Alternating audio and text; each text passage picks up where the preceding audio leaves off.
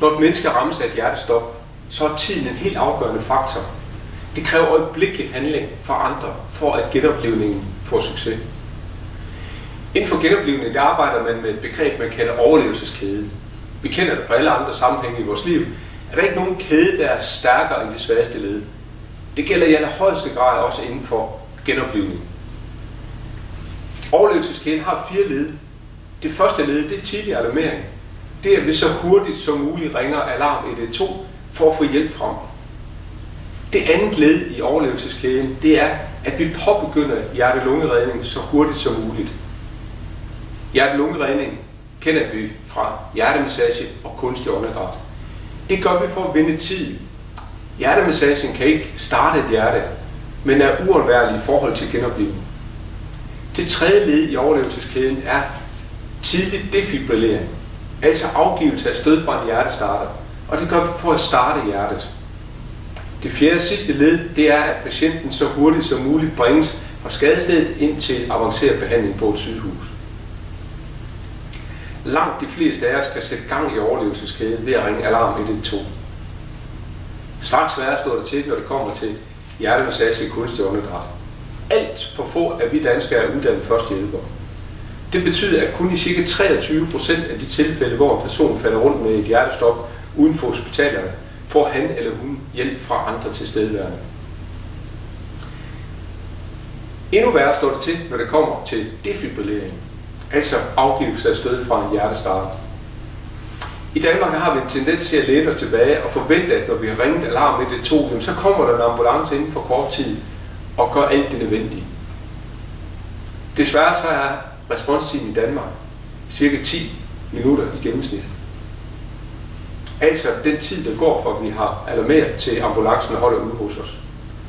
Chancen for at overleve et hjertestop, det aftager med cirka 10% per minut, der går, fra hjertet, der stopper med at pumpe til det første stød fra en hjertestarter afgivet. Det er nemt at regne ud, at de odds, man har, hvis man ligger med et hjertestop, er meget dårlige, hvis der ikke er nogen af dem, som er blandt os, som gør noget ved det. Når I investerer i en iPad hjertestarter og tilhørende kursus i genoplivning med hjertestarter, så er I i stand til direkte at sætte gang i de første 3 led i overlevelseskæden. I er i stand til at alarmere med det samme. I er i stand til at påbegynde hjertemassage og kunstigt åndedræt med høj kvalitet.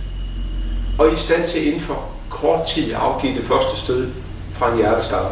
Når I er blevet uddannet i genoplivning med hjertestarter ude på jeres arbejdsplads, så har I de bedste forudsætninger for at yde en optimal genoplivning med hjertemassage og kunstig åndedræt i kombination med jeres iPad hjertestarter. Når først iPad er kommet frem til en bevidstløse, så er I i stand til at opstarte og afgive det første stød inden for maksimalt 30-40 sekunder. Herefter guider iPad jer igennem hele genoplivningen til ambulancen når frem.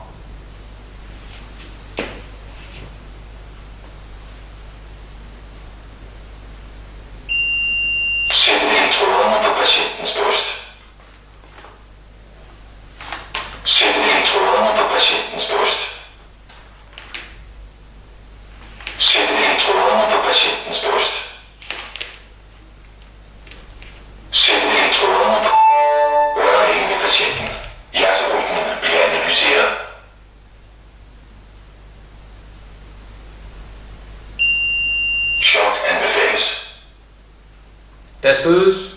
Hold afstand til patienten. Tryk på det blinkende ord. Chok afgivet. Begynd hjerte-lungemassage. Nu. Første. Tryk brystet 5 cm ned. Hurtigt.